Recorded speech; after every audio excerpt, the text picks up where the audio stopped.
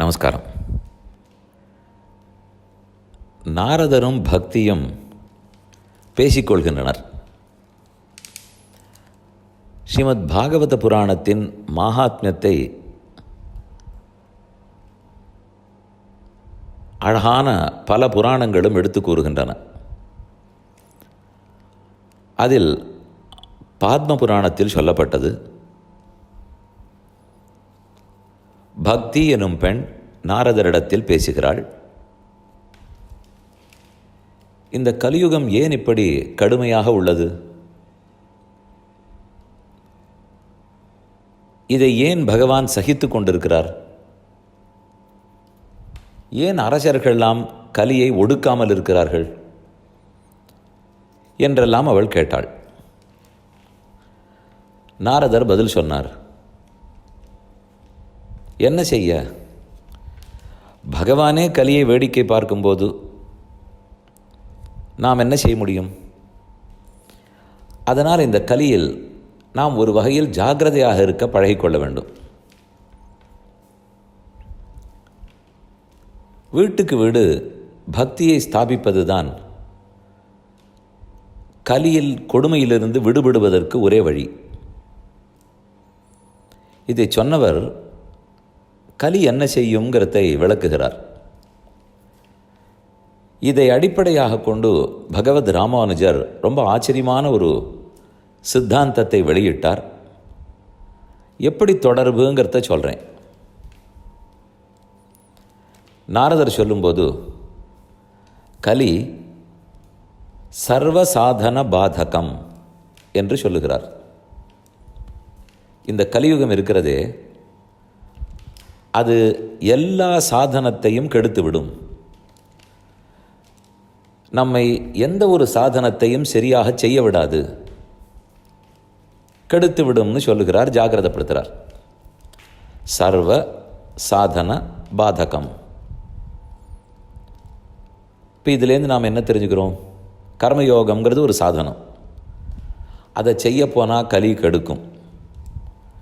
ஞான யோகம் ஒரு சாதனம், செய்யப்போனால் கெடுக்கும். பக்தி யோகமே ஒரு சாதனம், செய்யப்போனால் கெடுக்கும். ஒரு பக்கமான நாரதர் பக்தியை வீட்டுக்கு வீடு ஸ்தாபிக்க வேணும் என்கிறார். இன்னொரு பக்கமான எந்த சாதனத்தையும் கலி கெடுத்து விடும் என்கிறார். ரெண்டும் பொருந்தவில்லையே. பொருந்துகிறது பாருங்கள். இப்போ இது தெரிந்து விட்டது. சாதனம்னு இருந்தால் அதை நான் செய்கிறது என்னுடைய முயற்சி. அது எந்த சாதனமாக இருந்தாலும் கலி கண்டிப்பாக கெடுத்துடும். அப்போ இப்படி வேணால் வச்சுக்கலாமா? கலியால் கெடுக்க முடியாத ஒரு சாதனத்தை பற்ற வேண்டும். அந்த சாதனத்தை கலி கெடுக்க முடியக்கூடாது. கலியினுடைய வசத்திலே இல்லாத சாதனமாக இருக்கணும். அப்படியே தான் எங்கிட்ட இருக்கானால் எனக்கு சக்தி கிடையாது. நான் கலியுகத்தால் பாதிக்கப்பட்டிருக்கிற இந்த காலத்தில் இருக்கிறவன், கோட்டானு கோடி மக்களுக்குள்ள ஒரு சிறு துரும்பு. அதனால் ரொம்ப சாதாரணமாக நான் எத்த செய்கிறேனோ அதை கலி உதச்சே போட்டுடும். அப்போது அது என் முயற்சியாக இருக்கக்கூடாது, கலியால் பாதிக்கப்படக்கூடாது. அப்படி ஒரு சாதனம் இருக்கா? சாதனம்னா என்ன? நாம் விரும்பியதை அடைவிக்கும் மார்க்கம். நாம் எங்கே போய் சேரணுமோ அதுக்கு ஒரு வண்டி ஏறணும்னா வண்டி தான் சாதனம், பாதை தான் சாதனம். அதை போல் நாம் இப்போ மோட்சம் அடையணும்னால் அது எது பாதையோ அதுதான் சாதனம். அது கர்மயோகமோ ஞான யோகமோ பக்தி யோகமோ. அதைத்தான் கலி கெடுத்துடும்னு சொல்கிறார் நாரதர். இப்போ கலியால் தொட முடியாத ஒரு சாதனமாக இருக்கணும்.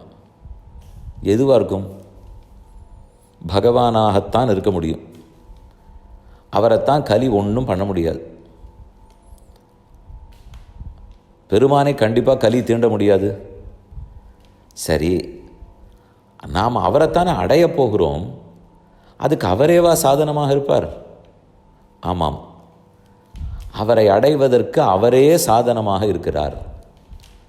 அவரை அடைவதற்கு அவரே மார்க்கமாக வழியாக இருக்கிறார். இதுதான் சிறப்பான ஒரு சித்தாந்தம். இதுக்கு என்ன பேர்? அவரே சாதனம், அப்படின்னு பற்றுவது தான் சரணாகதின்னு சொல்கிறோம். அப்போ கர்மயோகமோ ஞான யோகமோ பக்தி யோகமோ நாம் செய்கிற நம்ம முயற்சியால் சாதிக்கிற சாதனம். ஆனால் பகவான் என் முயற்சி இல்லை, அவரே சாதனம். அதுதான் சித்த சாதனம்னு சொல்லுவார்கள். நான் சாதிக்கலை, அவரே இருக்கிறார். அப்போ அது எம் முயற்சியால் ஏற்பட்டதல்ல. அடுத்து கலியால் கண்டிப்பாக பகவானை பாதிக்க முடியாது. அப்போது பெருமான்கிற சாதனம்தான் இந்த கலியுகத்துக்கு ரொம்ப ஏற்ற சாதனம். பெருமான் திருவடிகளே சரணம்னு பற்றுக்கிறோம் இல்லையோ, அப்போ எது சாதனமாகுது? அவர் திருவடி தான். அதை பிடிச்சுனுட்டா அதுதான் நம்மளை ஒரு வாகனமாட்டம் இருந்து இக்கரையிலேருந்து அக்கறையான வைகுந்தத்துக்கு கொண்டு போய் விடும். அப்போ சர்வார்த்த சாதகம் பெருமானுடைய திருவடி. அது கலியால் பாதிக்கப்படுமா? பாதிக்கப்படாது.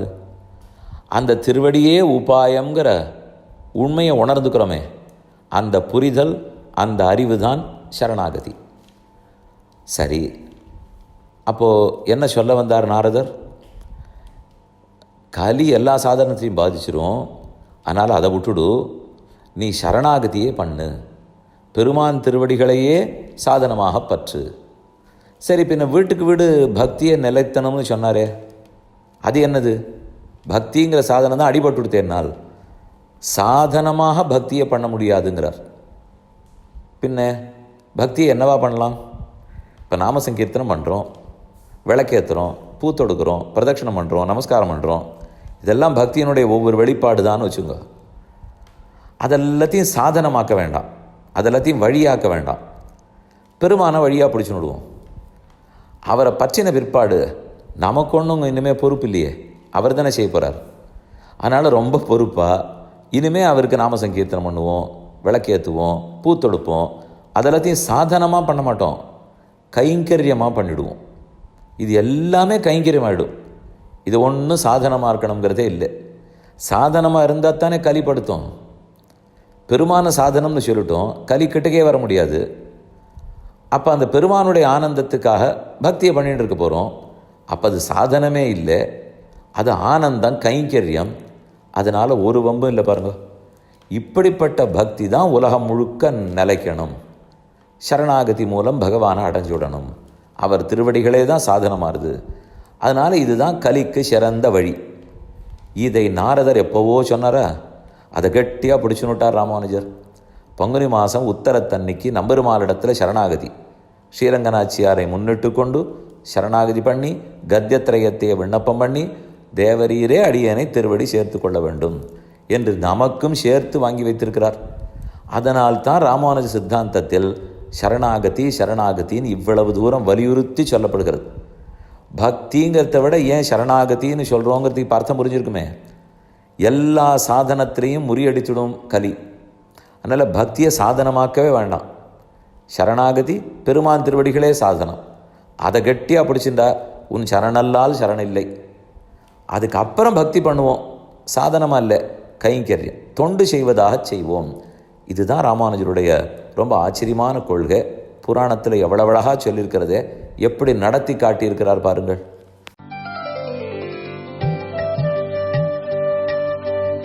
இந்த என் பணி ஆடியோவை உங்களுக்காக வழங்கியவர் வேலுக்குடி ஸ்ரீ கிருஷ்ணன் சுவாமி.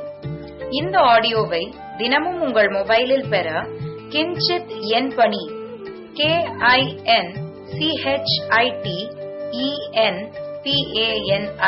என்ற ஆப்பை கூகுள் பிளே ஸ்டோரிலோ அல்லது ஆப்பிள் ஐஸ்டோரிலோ டவுன்லோட் செய்து கொள்ளவும்.